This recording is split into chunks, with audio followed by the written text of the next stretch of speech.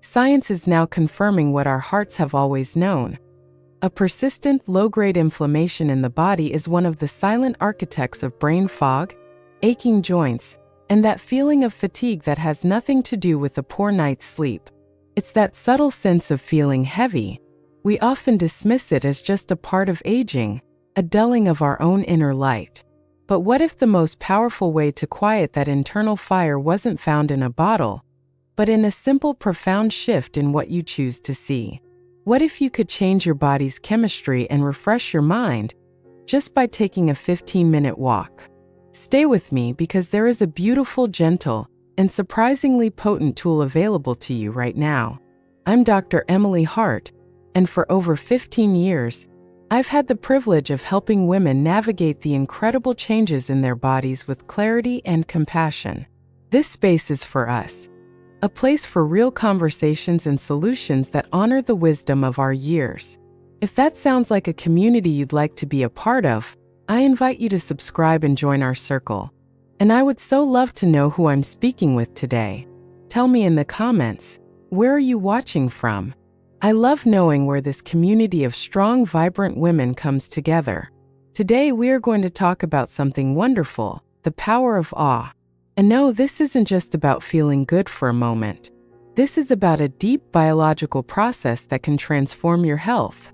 We're going to explore how a specific kind of walk, an awe walk, can quiet the mind, cool inflammation, and reconnect you to a sense of vitality you may have thought was gone for good. First, let's talk about the mental chatter, that endless loop of worries. Do you ever feel like your mind is a cluttered room, filled with to-do lists, concerns about your children or grandchildren, financial anxieties, and a constant low-level hum of self-criticism? It's exhausting. It's as if the world shrinks down to the size of our own problems. I think of a woman I know, let's call her Carol. After retiring, Carol found her days were consumed by small worries that grew into large shadows. She'd fret over the wording of an email, replay a conversation from the day before, or notice a new ache and immediately jump to the worst-case scenario. Her focus had turned almost completely inward. She felt trapped inside her own head, and the joy she expected in her retirement felt distant and out of reach. What Carol was experiencing is something neuroscientists have a name for. Our brains have a network called the default mode network, or DMN. You can think of it as the me network. It's active when we're ruminating about the past, worrying about the future, or thinking about ourselves. In a healthy brain, this is normal. But for many of us, especially when we're stressed or isolated, this network can become overactive. It's like a song stuck on repeat, and that song is all about our own anxieties.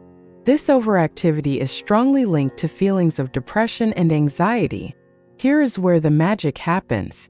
Researchers have found that the experience of awe, that feeling you get when you encounter something vast and magnificent that you can't quite explain, does something remarkable. It quiets the default mode network. It literally turns down the volume on that internal chatter. When you stand before a spectacular sunset, a towering mountain range, or even a breathtaking piece of art, your brain's focus shifts from me to we, or even to something bigger. Your sense of self becomes smaller in a healthy way, a part of a much larger, more wonderful whole. The first step in your awe walk, then, is simply to give your brain a new direction. The solution is to intentionally look up and look out. It is a conscious decision to lift your gaze from the cracks in the pavement and instead, notice the sheer vastness of the sky. This simple act is a signal to your brain to pause the worry loop. It gives you space. It gives you breath. You have the power to gently guide your brain out of that cluttered room and into an open field. Now let's go a layer deeper, from the mind into the body itself. Many of us live with a collection of physical complaints we've just accepted. Morning stiffness in our fingers, a dull ache in the hips, that afternoon brain fog that makes finding the right word feel like a struggle. We say, "Oh, it's just my age." But often, the real culprit is that chronic low-grade inflammation I mentioned earlier. Think of inflammation as your body's emergency response team. When you get a cut, your body sends inflammatory cells, its firefighters, to heal the area. This is a good thing. But chronic inflammation is what happens when the fire alarm is stuck in the on position. The firefighters are constantly circulating, and over time, they start to cause damage to healthy tissues, contributing to everything from arthritis and heart disease to cognitive decline. Let me tell you about another woman, Susan. Susan was a passionate gardener, but the stiffness in her hands was making it hard to do what she loved. She felt mentally sluggish by mid-afternoon, and her overall energy was low. She felt like her body was slowly betraying her. She was taking supplements and trying to eat right, but nothing seemed to touch that deep, underlying fatigue and ache. This is where the science of awe becomes so incredibly powerful. A study from the University of California, Berkeley, found that people who regularly experience moments of awe have lower levels of something called pro-inflammatory cytokines. That's a very scientific term, so let's break it down. Cytokines are tiny messenger proteins. The pro-inflammatory ones are the messengers that shout, "Emergency! Sound the alarm! Send in the firefighters!" Experiencing awe seems to send a different message. It's a message of calm, of safety, of connection. This emotional experience translates into a biological one, telling your body to produce fewer of these alarm-raising messengers. So the awe walk is not just a mental exercise. It's a physiological intervention. As you walk for your 15 minutes, your task is not to burn calories or hit a step count. Your only job is to be a detective of wonder. Notice the intricate, lace-like pattern of a fern. Observe how the sunlight filters through the leaves of a tree, creating a dancing pattern on the ground. Marvel at the sheer engineering of a spider's web, glistening with dew. By intentionally seeking out and appreciating these small wonders, you are actively sending a signal to your body to stand down from its state of high alert. You are helping to cool that internal fire. Over time, this can translate into very real, tangible benefits. Less pain, clearer thinking, and a profound increase in your physical energy. Your mind has a direct, calming influence on your body's chemistry. Finally, let's talk about vitality. As we get older, it can feel like the world loses some of its color. A sense of obligation can replace a sense of joy. We can feel disconnected from our partners, from our communities, and even from ourselves. Intimacy can feel like a memory rather than a present possibility. This emotional flatness is perhaps one of the most painful, unspoken challenges of this chapter of life. I remember a conversation with Margaret, who told me she felt like she was living her life in shades of gray. She loved her family dearly, but she felt like she was watching herself go through the motions. The spark was gone. She felt a quiet loneliness, a sense of being on the outside of her own life, looking in. The experience of awe is a powerful antidote to this emotional fading. When we feel awe, our brains are bathed in positive neurochemicals, like dopamine and serotonin, which lift our mood. But it does something even more profound. It fosters what psychologists call prosocial emotions.